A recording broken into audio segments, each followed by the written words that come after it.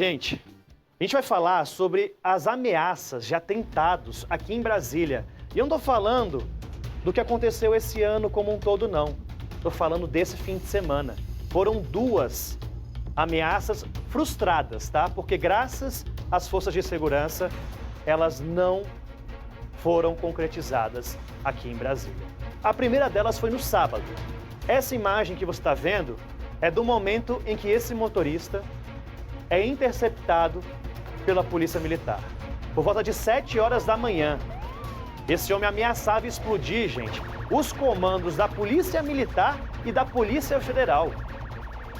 Kátia Gomes chega junto com novas informações e mais detalhes dessa operação que impediu que algo grave acontecesse na nossa cidade. Kátia, com você.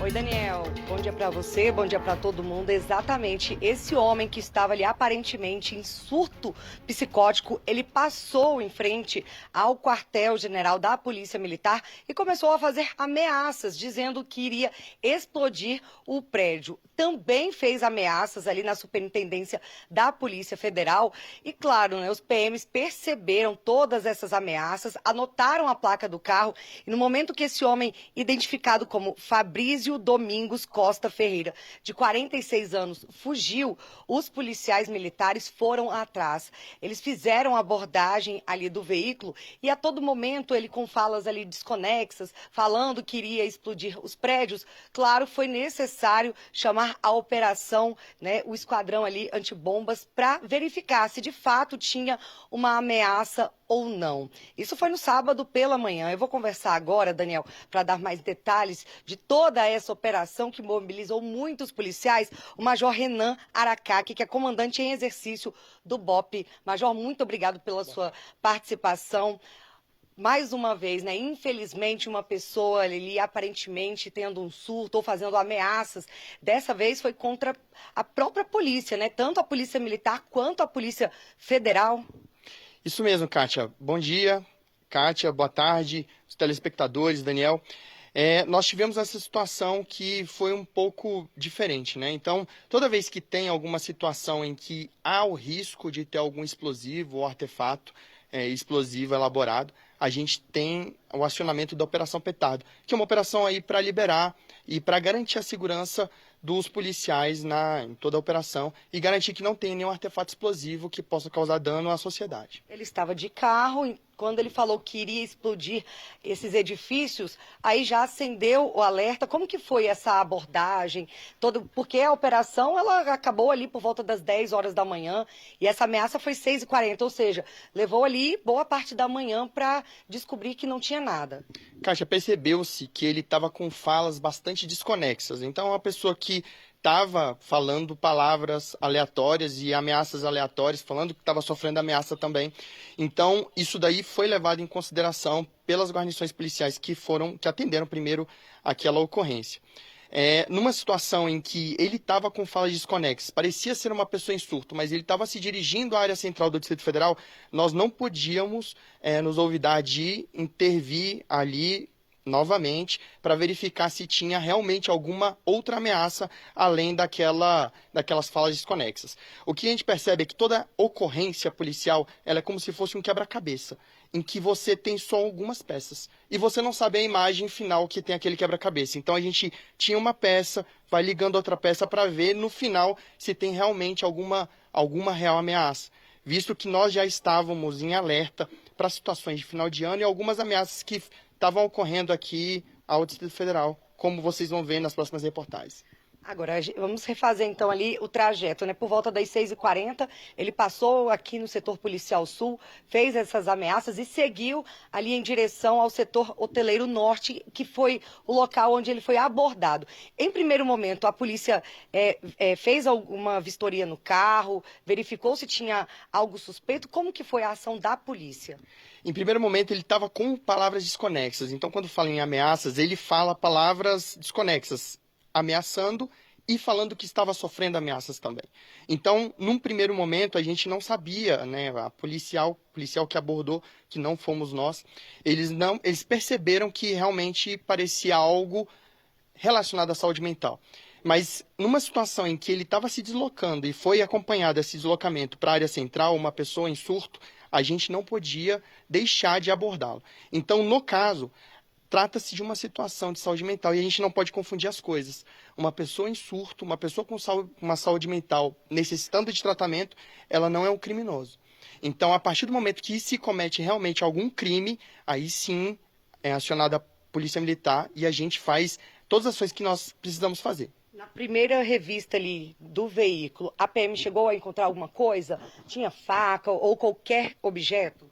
Apesar dessas ameaças dele, na abordagem já na área central de Brasília, quando ele estava fazendo o deslocamento, não foi encontrada nenhuma arma. E assim, a guarnição do Patrulhamento Tático Móvel do Patamo acionou a Operação Petardo e também, por meio do BP Cães, para fazer a revista no carro mais minuciosa, para liberar realmente, ver se haveria necessidade de segurar o veículo ou liberar. Visto que nós tivemos já históricos de carros com artefatos explosivos montados, por pessoas, provavelmente, que também sofreram de saúde mental, de problemas de saúde mental. Então, assim, nós temos que sempre estar atentos, e isso daí vale ao telespectador e todo mundo que está assistindo, manter essa atenção. Quem são as primeiras pessoas a identificar esses problemas potenciais? Geralmente são amigos e parentes. Então, amigos e parentes, pessoas próximas àquelas pessoas que sofrem alguma situação de saúde mental, que necessitam de ajuda, busquem o apoio de saúde, primeiramente, e se tiver alguma ameaça à segurança pública, sempre está fazendo o boletim de ocorrência, está ligando ao 190 para o nosso Copom, para estar registrando, porque todo esse histórico é necessário quando a gente aborda o cidadão. Então a gente aborda o cidadão, verifica o passado histórico dele, porque pela cara a gente não consegue saber do histórico e nem das intenções dele. Mas com o histórico das abordagens, dos boletins de ocorrência e dos registros de ocorrência policial, nós conseguimos saber mais ou menos qual é a situação daquela real ameaça que pode estar se desenvolvendo ali, daquela pecinha de quebra-cabeça que a gente identificou naquele momento. Nesse caso do Fabrício Domingos, vocês chegaram a confirmar? Tinha histórico? Tinha um histórico de ameaça, parece que tinha ameaças, inclusive, à ex-esposa, mas isso tudo é relacionado e depois arrolado em processos posteriores. Na nossa situação ali, é ver a ameaça emergencial, principalmente a área central de Brasília ou qualquer outra instituição. Então, nós vimos que ele passou pela Polícia Federal, pela PMDF, ali no QG. Não apresentou nenhuma situação de ameaça real, ele não apresentou armamento, não apresentou explosivo, não apresentou nenhuma ameaça, não tentou agredir ninguém. Porém, ele estava conduzindo um veículo para a área central, onde a gente sabe que tem maior movimentação de pessoas. Então, o carro, o veículo, ele pode ser utilizado também como uma ameaça. E por isso a Polícia Militar, sabiamente, parou ele para verificar se tinha alguma outra situação dentro do veículo que antes não parecia ter. E realmente foi descartado todas as ameaças. Depois de passar o cão, o farejador, ele verificou que não tinha nenhuma ameaça de explosivo e depois um policial técnico explosivista trajado com traje antibombas foi lá para verificar e também não identificou nenhuma ameaça. A gente sabe que a Operação Petardo é uma operação grande, precisa ali de uma mobilização de diversos policiais. Nesse caso, não foi preciso utilizar o robô, mas vocês utilizaram cães, policial também, né, devidamente ali com aquela roupa de proteção. Né? Como é que foi a ação? Durou mais ou menos quanto tempo?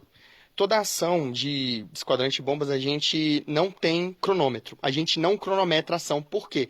Porque a gente tem que garantir a segurança. Leve ela 30 minutos, leve ela 2 horas. E é por isso que às vezes eu peço a compreensão dos telespectadores e dos cidadãos que estão assistindo aqui, porque muitas vezes está ocorrendo uma operação petardo e a pessoa tem o trânsito interrompido. Nós entendemos que todo mundo tem compromisso, mas naquele momento ali, a maior prioridade é a segurança e salvaguardar as vidas humanas.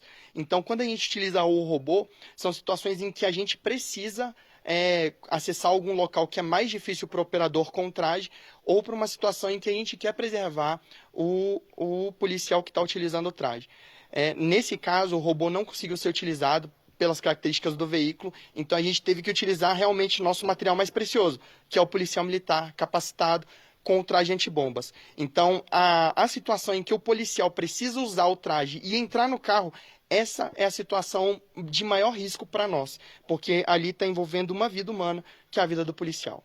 Porque até mesmo, às vezes, a roupa, né, mesmo sendo ali toda protegida, dependendo da explosão, pode até ser fatal para o policial. A gente brinca que esse traje, ele protege dos destroços. Muitas vezes a onda de choque não vai impedir o óbito daquele policial. Então, aquela atitude solitária daquele policial que está entrando ali naquele veículo para verificar se tem algum explosivo ou não, é uma atitude de maior risco e um risco consciente, que o policial sabe que ele tem o risco ali de cometer qualquer erro e aquele erro está valendo a sua própria vida. E não só a vida dele, mas a vida dos familiares e de todo mundo que depende daquele policial. Então, assim, a situação em que nós envolvemos o policial trajado com traje é a situação mais arriscada para a polícia militar. E é a situação em que o policial não pode errar. E graças a Deus não tinha nada, mas outras situações já tiveram e nós conseguimos sair vitoriosos todas as vezes. Exatamente. Obrigada, Major, pelas suas informações. Até porque, né, Daniel, recentemente acompanhamos um caso de um homem que estava, assim, ali com fogos de artifício dentro do carro. Ou seja, a polícia não pode arriscar e todo cuidado é pouco. Agora, informações que nós temos atualizadas sobre esse homem é que ele foi encaminhado para o hospital, o HPAP, né, o São Vicente de Paula, que é onde pessoas com problemas psiquiátricos ficam internadas. Esse hospital fica ali entre Itaguatinga e Ceilândia. Então, de fato, né, ele teve um surto psicótico e agora está passando ali por tratamento, Daniel. E o tanto de caso que a gente tem mostrado aqui de pessoas em surto, né, prestes a cometer um crime. Como bem falou o Major, até a pessoa cometer esse crime, ela é tratada como uma pessoa doente. A não ser que ela cometa um crime, aí sim também, até na justiça, tem um tratamento diferenciado para as pessoas que têm distúrbios psicológicos ou psiquiátricos, mas coloca outras pessoas em risco. Está aí uma pronta ação da Polícia Militar, do BOP, Patamo, todo mundo junto ali, envolvido nessa operação que felizmente terminou bem. Esse homem já está em atendimento psiquiátrico. Agora, gente, obrigado, Kátia, pelas informações. Nós vamos trazer ainda hoje aqui no SBT Brasília uma outra tentativa, essa sim, com indícios concretos, de um atentado aqui na capital federal. Foi ontem, aqui em Brasília, esse homem vinha da Bahia e vinha em direção à capital federal, vinha em direção a Brasília, porque há indícios concretos de que ele planejava um atentado de grandes consequências aqui na cidade. Em instantes, mais informações também sobre essa ameaça frustrada. Gente, um homem de 41 anos